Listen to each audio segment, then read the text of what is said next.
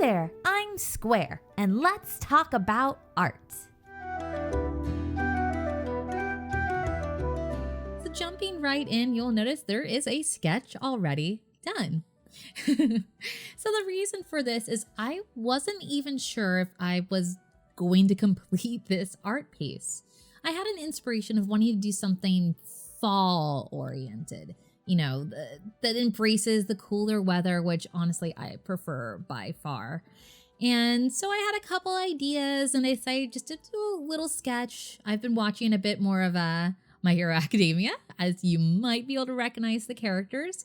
And I always liked the female cast especially. I find them really, really adorable, especially Sue, who I drew first. So you could tell was the one I inked first. Just Froppy. I think she's my favorite character. So I had this really silly idea of her wearing a jacket with these like frog buttons on it. And so I sketched it out. I'm like, oh, you know, I could probably fit another character in here. So I drew Ochako. And when I fit her, I'm like, I could probably fit another character. And I kind of kept sketching and sketching and sketching, and then ended up with all the characters, the female characters from class 1A. And after I looked at the sketch, I was like, you know what? I kind of like this. Let's go for it. Let's turn this into an actual piece. And that's when I started inking. And that's when I started recording. So I apologize for not having the sketch portion here. It was a lot of just planning. I've never drawn these characters before. No, wait, I think I drew Froppy once.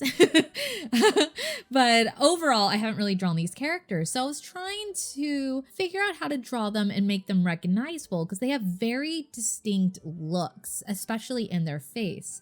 The eyes in My Hero Academia are very, very distinct and very different than how I draw eyes. But I didn't want to just throw their eyes on top of an otherwise my style drawing. So I tried to find a way to kind of integrate that one within how I like to draw. And overall, I was pretty happy with it. The sketch took a little bit of time because it's a lot of characters.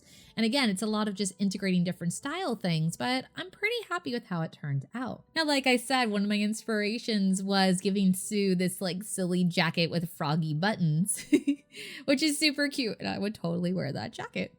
So since I gave her that outfit, I had to give everyone else different outfits, something a little more fall oriented.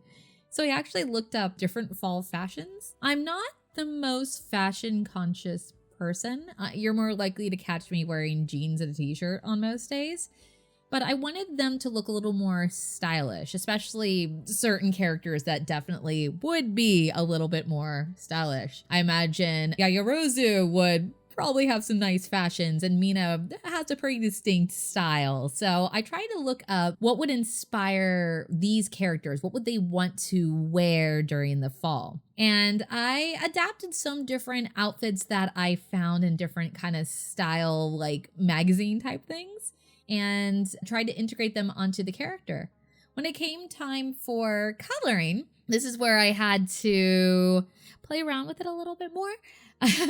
Because balancing this many colors of this many characters is really tricky because you want them to complement each other, but at the same time, you don't want them to blend in with each other too much. You want them to complement the scene because eventually I was like, okay, this is going to be fall. There's going to have to be fall colors in the background, oranges and reds and yellows, that kind of a thing. But at the same time, I had to think about, okay, how would those look with clothing on top, and how would the clothing look with the hair that's already colored and the skin tones that are already colored? What would complement all these things? So I actually played around with the color a lot. If you watch, I've switched up a lot of the color types between a lot of the characters. I played around with Mina's a lot as well. Originally, I wasn't going for purple, but I thought, you know what?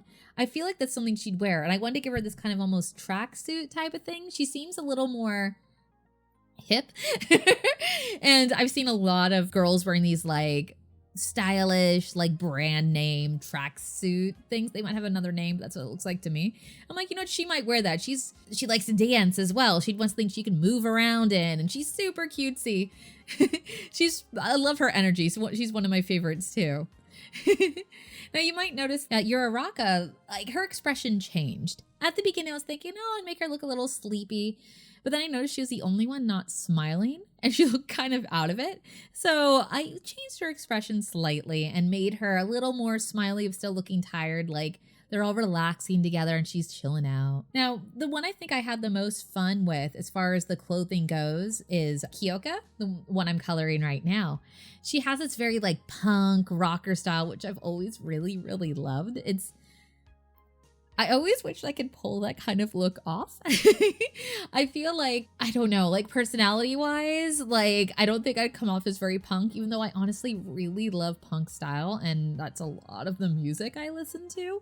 But I feel like I might come across as kind of a poser if I were to wear that kind of thing. I still own like a lot of plaid. I like plaid a lot. So designing her outfit's like, you know, if I could pull this off, what would I wear? If in another life, I would be like this punky type of girl with the full personality, how would I dress her? So that's kind of what I went for there. Now with Ochako, I wanted to give her a little bit of texturing on her clothes to make it look a little more like a sweater. You know, that kind of like knitted type of look. So I was playing around with some of the screen tones that come with the manga studio that I use, which again now is Clip Studio Paint. I might eventually need to upgrade my program. This is a very old program, but I'm so comfortable with it. I don't know how much Clip Studio Paint changes. I wouldn't imagine too much, but that's something I need to consider. Now, the one that was actually really tricky was Toru, because she's invisible. So I had to really exaggerate like folds and imprints on her body. Like she, you know, I decided to have her arm lay across herself and different parts like that. So that way you could see how things fold and indent and add a little bit of extra shading so it doesn't just look like a pile of clothes laying on the ground. So she ended up a lot more like detailed than everyone else. And I hope it doesn't take away, as I tend to go for a more simple and cleaner style. I'll add some folds and things, but overall I like just a cutesier look. But with hers, I had to add those extra things. So I'm hoping it works. I like the look overall in the end. And honestly, I had to change her colors as well. Originally, I gave her these kind of like pinkish oranges, but it wouldn't work with the background that I was planning. And now that we're finally getting into the hair shading, that's one of the last things I do. I noticed for the first time, I don't know how I didn't notice this before, but on Kiyoka, her hair like highlight, that shine, actually looks like sound waves. And that's so cool. It's this little detail I never noticed until I was looking at like how her hair is done. And that is just, I love it. That's so fantastic. I love character designers include these tiny little things. I think that's super duper neat. So that's something I definitely wanted to show off in her hair. And when I'm going through with the others, I'm trying to keep the shading relatively simple. I mean, typically that's what I tend to do. I'm not one for like super duper detailed hair with all of the different strands. I've never been able to pull that off. Like even when I've drawn like realism, I've always struggled with hair. So this kind of like chunkier shading's what I prefer, and just sticking to two main tones, a main and a shadow, and then a highlight in some of the parts. And that's it. But I feel like that works better because the background I put in is very, very busy. So anything more than that, I feel like it'd be too much. It just, yeah, because the background ends up being crazy. Now on Yaya Rosu, I was looking at her hair and I wasn't liking how it was looking. It just wasn't full enough. Her hair is so big in the show, and when I was looking at it after the color was on there, it looked barely there. It needed to be a lot more full. So I tried a few different shapes and eventually I settled on this. And honestly, she's the one I'm least happy with. If I were to redo this piece, I'd probably 100% start all over with her. I don't know. I don't know where I messed up, but it just wasn't working for me.